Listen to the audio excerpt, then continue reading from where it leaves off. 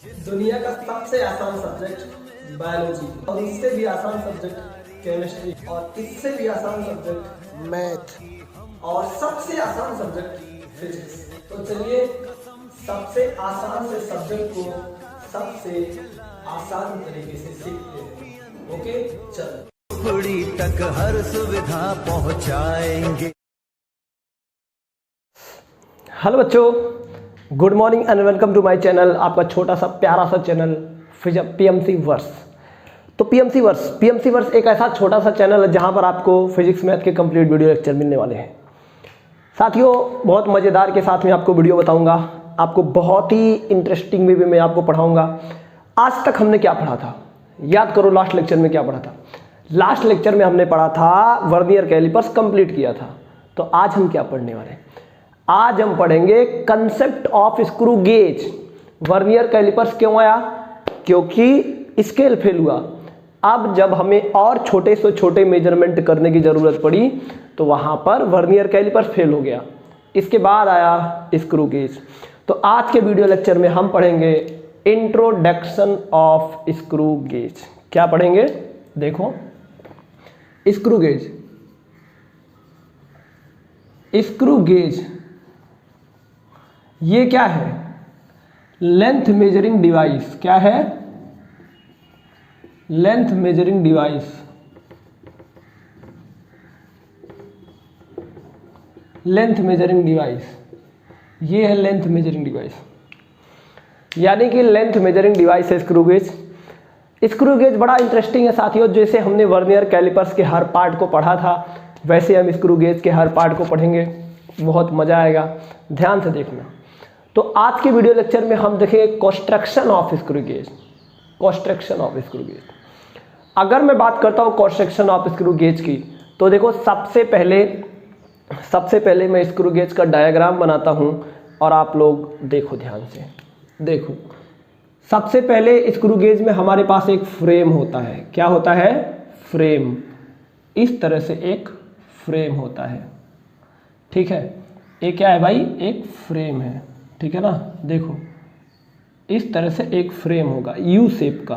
कौन से शेप का, यू शेप का। ध्यान देना, ये यू शेप का ही होना चाहिए, ठीक है। ये यू शेप का ही होना चाहिए। ये कौन से शेप का है, यू शेप का।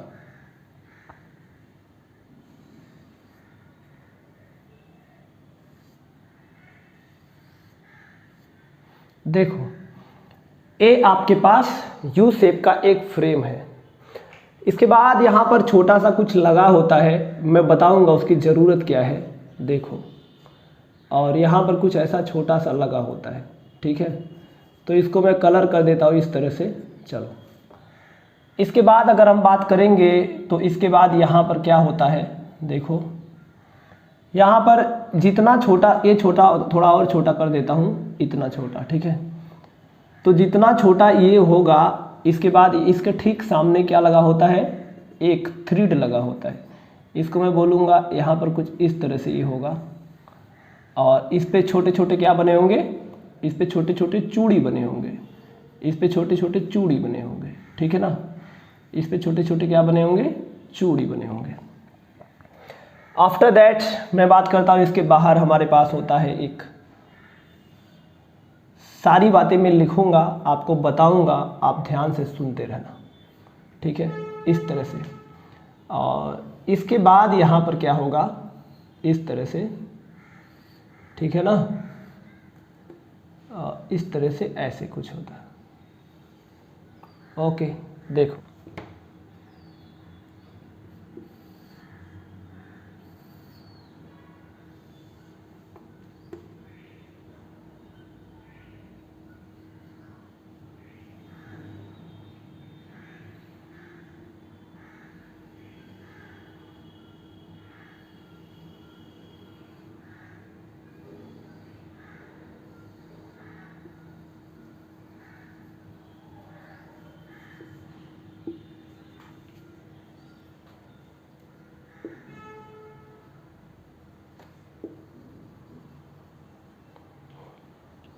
देखो, तो स्क्रू गेज के कुछ हिस्से को हमने बनाया है, अब मैं बनाऊंगा यहाँ पर कुछ और। देखो इसको बीचों बीच बनाऊंगा, बहुत मज़ा आएगा। देखो पहले डायग्राम बना लेने दो फिर बताता हूँ।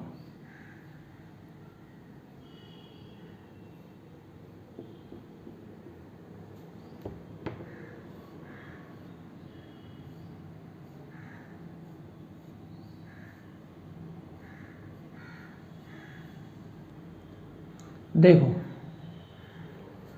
और इसमें जो है इस तरह से डॉट लाइन द्वारा बना दो।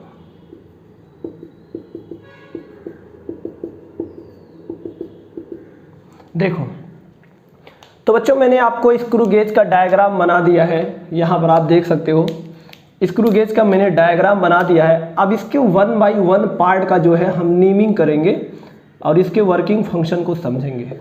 देखो कैसे, सबसे पहले मैं नेम करूँगा, ठीक है। देखो ध्यान से समझना, सबसे पहले मैं बात करता हूँ कि हमारे पास एक यू शेप का जो फ्रेम है ये क्या चीज़ है। बहुत मज़ा आएगा, एकदम सावधानी के साथ देखना, ठीक है। देखो यहाँ पर साथियों ये जी यू शेप का एक फ्रेम है, ये मेटेलिक फ्रेम होता है। मेटेलिक फ्रेम का मतलब होता है जैसे स्टील हो गया या फिर सॉफ्ट आयरन हो गया या फिर कोई ऐसा चीज़ जिसमें मजबूती बहुत हो, ठीक ना। तो इसको मैं बोलता हूँ यू फ्रेम। क्या बोलता हूँ? You frame. देखो किसी जगह इसको आप फ्रेम भी बोलते हैं, बहुत सारे बुक में फ्रेम भी बोला गया है, लेकिन हम यहाँ पर क्या बोलेंगे? हम यहाँ पर बोलेंगे यू फ्रेम। क्या बोलेंगे? यू फ्रेम, यानी कि ये आपका है यू फ्रेम, ठीक है। पहले मैं नेमिंग कर देता हूँ। और जो ये वाला चीज़ है, ये वाला देखो, इसको क्या बोलता हूँ मैं? यहाँ पे लिखता हूँ, इसको बोलते हैं अनविल। क्या बोलते हैं?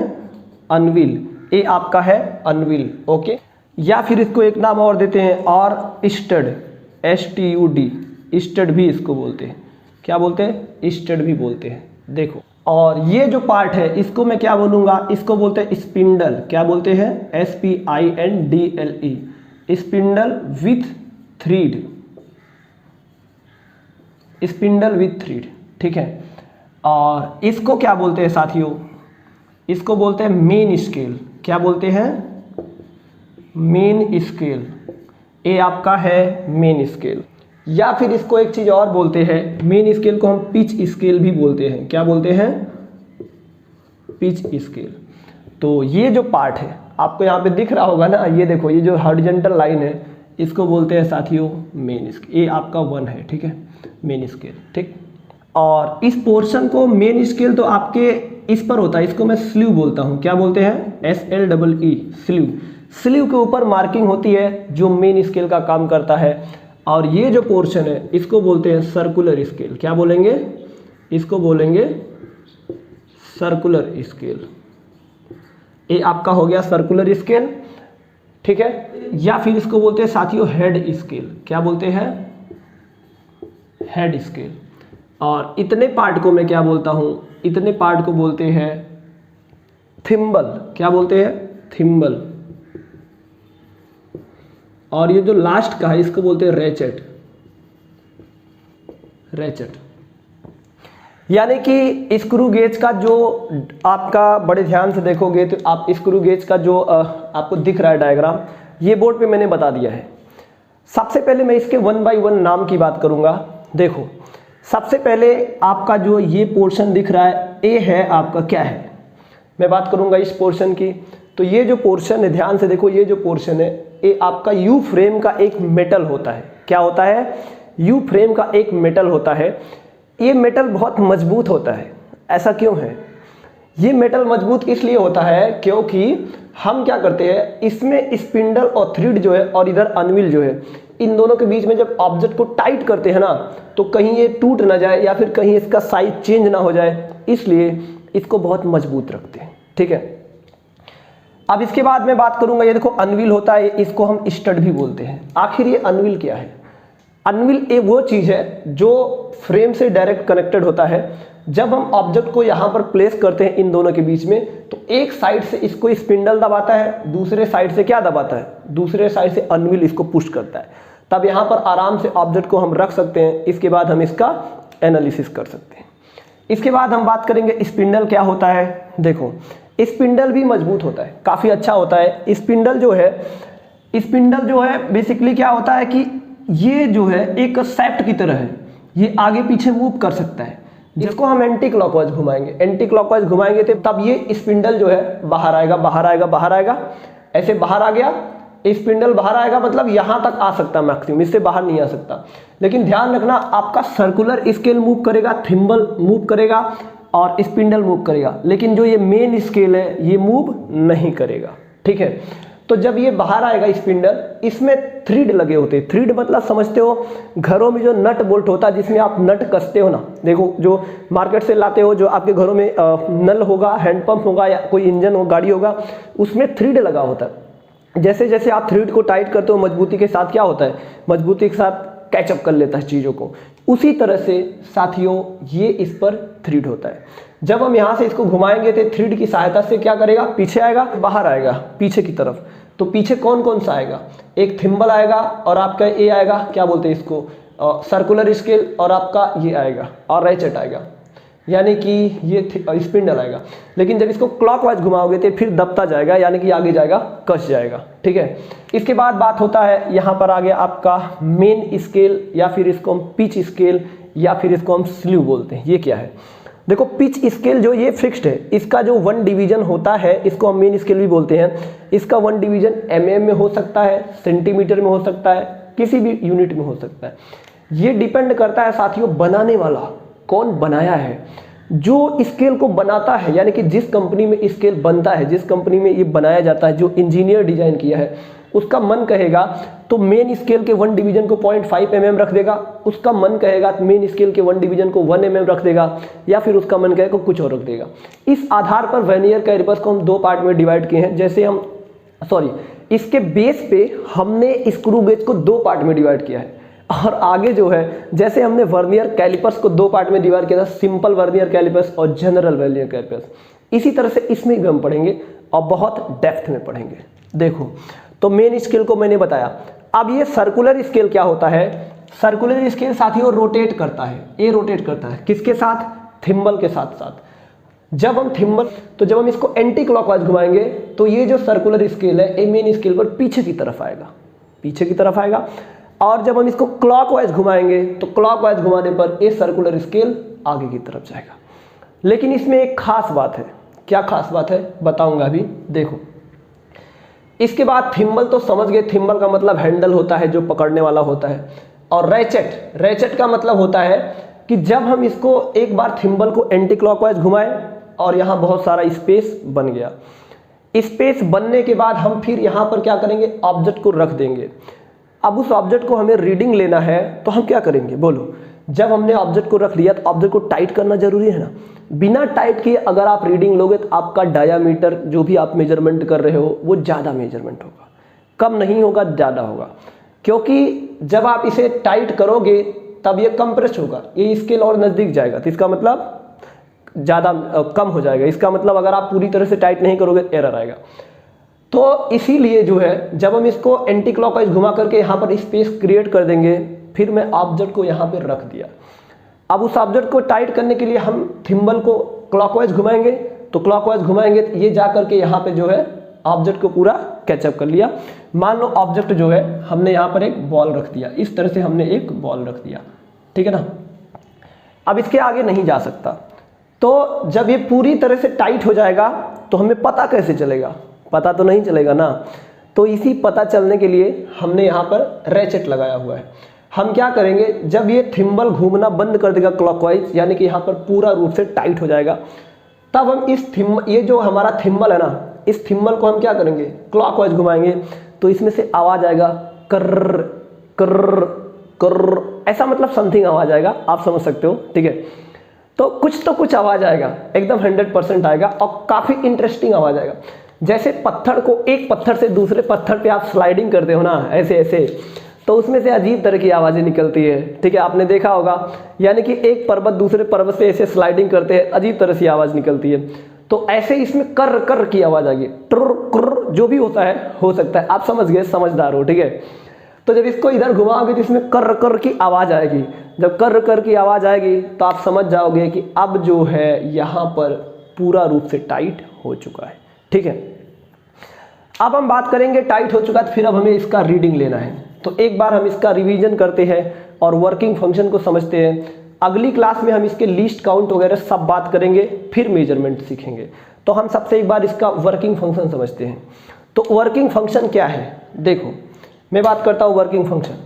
अगर हम देखेंगे सबसे पहले इस तरह से हमारे पास जो होगा बंद रूप में, जैसे कि तुम देखो यहाँ पर जो है ना, ये जो दिखाया जा रहा है आपको, यहाँ पर देखो सबसे पहले आपको ऐसे क्लोज स्क्रू गेज दिखेगा। अब जब क्लोज स्क्रू गेज दिखेगा तो इसका जो रेचेट वाला पार्ट है, यानी कि अगर मैं बात करता हूँ ये रेचेट व थिम्बल वाला पार्ट, हम थिम्बल वाले पार्ट को क्या करेंगे, ऐसे अपोजिट डायरेक्शन में घुमाएंगे, यानी कि एंटी क्लॉकवाइज घुमाएंगे। जब हम एंटी क्लॉकवाइज घुमाएंगे, ठीक है, तब ये सर्कुलर स्केल पीछे जाएगा, ये थिम्बल पीछे जाएगा और ये स्पिंडल पीछे जाएगा, इसमें से होते हुए पीछे जाएगा, इतना चीज पीछे जाएगा। जब ये पीछे गया, अरे इसको बोलते बोलते तुम खुदा ना पीछे चले जाना, तो हम जो कह रहे हैं पीछे जाने का मतलब आपका ध्यान ना पीछे गया हो, ध्यान यहीं रहना चाहिए, अदरवाइज सब गड़बड़ हो जाएगा। तो जब ये पीछे जाएगा तो यहाँ पे स्पेस बन जाएगा। अब फिर थिम्बल को आप आगे की तरफ ऐसे घुमाओगे क्लॉकवाइज, तो जब क्लॉकवाइज घुमाएंगे, इस तरह से घुमाओगे, यानी कि ऐसे घुमाओगे क्लॉकवाइज, तो फिर ये आगे जाएगा। अब ये पूरी तरह से टाइट हो गया, तो फिर आप रेचेट को ऐसे ऐसे घुमाओगे, अब इसमें से कर कर कर की आवाज़ आएगी, तो आप समझ जाओगे ये पूरी तरह से टाइट हो चुका है। इसके बाद आप रीडिंग लोगे। अब रीडिंग कैसे लोगे, आपको यहाँ से देखना होगा कि मेन स्केल कितना रीडिंग है और सर्कुलर स्केल पर कितना रीडिंग है। तो मेन स्केल का रीडिंग प्लस सर्कुलर स्केल का रीडिंग जो होता है वो आपका होता है, क्या होता है, वो आपका होता है साथियों टोटल लेंथ। लेकिन ये कैसे निकालेंगे ये हम बताएंगे लीस्ट काउंट पढ़ाने के बाद, ठीक है। तो अब यहाँ पर देखो मैं एक बात बताता हूँ, यहाँ पर एक खास बात होती है, सर्कुलर स्केल में एक खास बात होती है, क्या, जब तुम इस सर्कुलर यानी कि थिम्बल को एंटी क्लॉकवाइज घुमाओगे, एंटी क्लॉकवाइज घुमाओगे, देखना मैं क्या बोल रहा हूँ, जब तुम थिम्बल को एंटी क्लॉकवाइज घुमाओगे तो सर्कुलर स्केल एक डिवीजन पीछे जाएगा मेन स्केल पर। अब ये क्या मतलब है, देखो कहने का मतलब अगर पहले केस में सर्कुलर स्केल मान लो यहाँ पर है, तो जब इसको एक राउंड पीछे घुमाओगे, ध्यान देखना, यानी कि एंटी क्लॉकवाइज घुमाओगे, तो एक राउंड घुमाने पर ये जो स्केल है ना, सर्कुलर स्केल, ये एक बार पीछे जाएगा, यानी कि एक डिवीजन पीछे जाएगा। और जब तुम क्या करोगे, इस सर्कुलर स्केल को यानी कि थिम्बल को क्लॉकवाइज घुमाओगे एक राउंड, यानी कि तो ये एक डिवीजन आगे जाएगा। कहने का मतलब इसकी सेटिंग इस तरह से की गई होती है, ठीक है, इसकी सेटिंग इस तरह कि जब थिम्बल को तुम एंटी क्लॉकवाइज घुमाओगे 180 डिग्री का मतलब 360 डिग्री, यानी कि जब थिम्बल को तुम एंटी क्लॉकवाइज 360 डिग्री घुमाओगे, एक राउंड कंप्लीट घुमाओगे, तो ये जो स्केल है, यानी कि मैं यहाँ से बताता हूँ, देखो ये जो सर्कुलर स्केल का हेड लाइन है, ये एक डिवीजन पीछे जाएगा, किस पर, मेन स्केल पर। और अगर तुम इसको क्लॉकवाइज घुमाओगे, अगर तुम इसको एक बार क्लॉकवाइज घुमाओगे तो ये एक डिवीजन आगे जाएगा। ये खास बात होता है, इसी की सहायता से हम जो है लिस्ट काउंट इसका निकालेंगे। तो थोड़ा सा और समझते हैं। देखो जैसे मान लो मेन स्केल इधर है, देखो जैसे मान लो हमने बोला कि आपका मेन स्केल का एक 0 डिवीजन ये है, ठीक ना, 1 डिवीजन ये है, 2 डिवीजन ये है, 3 डिवीजन ये है, 4 डिवीजन ये है, 5 ये हो गया। और मैंने क्या बोला, देखो ध्यान से, मैं क्या बोलता हूँ, मैंने ये बोला कि आपका जो स्केल है वो यहाँ पर है, यानी कि आपका जो सर्कुलर स्केल है वो यहाँ पर इस तरह से है, ठीक है ना। तो जब सर्कुलर स्केल इस तरह से ऐसे होगा, बिल्कुल हो सकता है, तो अब जब तुम क्या करोगे, सर्कुलर स्केल को तुम इधर घुमाओगे, यानी कि देखो कैसे घुमाए, आपने क्लॉकवाइज घुमाया, यानी कि थिम्बल को जब तुम क्लॉकवाइज घुमाओगे 1 रोटेशन दोगे, ठीक ना। 1 रोटेशन का मतलब 180 डिग्री, 1 रोटेशन का मतलब 360 डिग्री, यानी कि जब 360 डिग्री तुम इसको रोटेट कराओगे तो आपने किधर दिया, क्लॉकवाइज दिया, तो ये जो है ना ये वाला कहाँ आएगा, एक डिवीजन आगे आ जाएगा। यानी कि दूसरा डायग्राम अगर दिखेगा तो आपको कैसे दिखेगा, देखो दूसरा डायग्राम जब आपको दिखेगा तो आपको ऐसा दिखेगा, ये आपका 0 है, ये 1 है, ये 2 है, ये 3 है, ये 4 है। तो अब जब तुम इसको 180 डिग्री क्लॉकवाइज घुमाए तो ये वाला जो लाइन है, यानी कि मैं फिर बता रहा हूँ कौन सा, सर्कुलर स्केल का लाइन एक डिवीजन आगे आ जाएगा, यानी कि दूसरा डायग्राम आपको इस तरह से दिखेगा, सर्कुलर स्केल इस तरह से दिखेगा। और अगर आप 360 डिग्री इसको एंटी क्लॉकवाइज घुमाओगे तो बताओ तब क्या मिलेगा। एक रोटेशन एंटी क्लॉकवाइज घुमाओगे तो एक डिवीजन क्या होगा, ये एक डिवीजन जो है और पीछे चला जाएगा, यानी कि अब जो है यहाँ पर दिखेगा। ठीक है, तो बेसिकली मैंने कुल मिला के आपको बताया कि इसका जो कंस्ट्रक्शन है कैसे है, वर्किंग फंक्शन कितना है कैसे है। इसका लीस्ट काउंट अभी हम नहीं निकाले हैं, इससे मेजरमेंट करना नहीं सीखे, ये सारी बातें हम आगे के वीडियो लेक्चर में देखेंगे। आज का वीडियो लेक्चर सिर्फ इतना था कि हम इसको एब्जॉर्ब, हम इसको एनालिसिस कैसे करते हैं, इसका कंस्ट्रक्शन क्या है, ये सारी बातें हमने सीखा। ध्यान रहे मेन मुद्दा क्या है, मेन मुद्दा ये टाइट कब होगा, और दूसरा इसे जब एंटी क्लॉकवाइज घुमाओगे, सॉरी क्लॉकवाइज घुमाओगे तो एक डिवीजन आगे जाएगा, और एंटी क्लॉकवाइज घुमाओगे तो एक डिवीजन पीछे आएगा। और कौन कौन घूमेगा, ए भी घूमेगा, ए भी घूमेगा और ए घूमेगा, यानी कि स्पिंडल भी घूमता है और सर्कुलर स्केल भी घूमता है, मेन स्केल भी घूमता है और रैचेट भी घूमता है। रैचेट हम इसीलिए यूज करते हैं ताकि हम देख पाएँ पूरा टाइट है कि नहीं। जब हमारा ये ऑब्जेक्ट पूरी तरह से टाइट हो जाएगा तो हम रैचेट का इस्तेमाल करेंगे, और रैचेट की सहायता से हम देखेंगे कि हमारा ऑब्जेक्ट पूरा घूम रहा है कि नहीं। तो सबसे ज़रूरी बात यह है कि इसके वर्किंग फंक्शन मैंने बताया कैसे काम करता है। अगली क्लास में हम बताएंगे दो तरह के वर्नियर कैलिपर्स। दो तरह के वर्नियर कैलिपर्स बेसिकली दो तरह से स्क्रू गेज कौन कौन से होते हैं। एक स्क्रू गेज वो होता है जिसका डिवीजन का लेंथ कितना है, सर्कुलर डिवीजन का लेंथ कितना है, हमें सब पता होता है। लेकिन एक तरह होता है जो जनरलाइज है, जनरलाइज क्वेश्चन बनते हैं, तो हम दोनों तरह के देखेंगे। ठीक है, तो आज के वीडियो लेक्चर में सिर्फ इंट्रोडक्शन था स्क्रू गेज का, तो इसी पर मैं रोकता हूं और अगली वीडियो लेक्चर का इंतजार करो। और देखो ध्यान से पढ़ो, जितना भी नोट्स निकालते हो, जो भी मैं पढ़ाता हूँ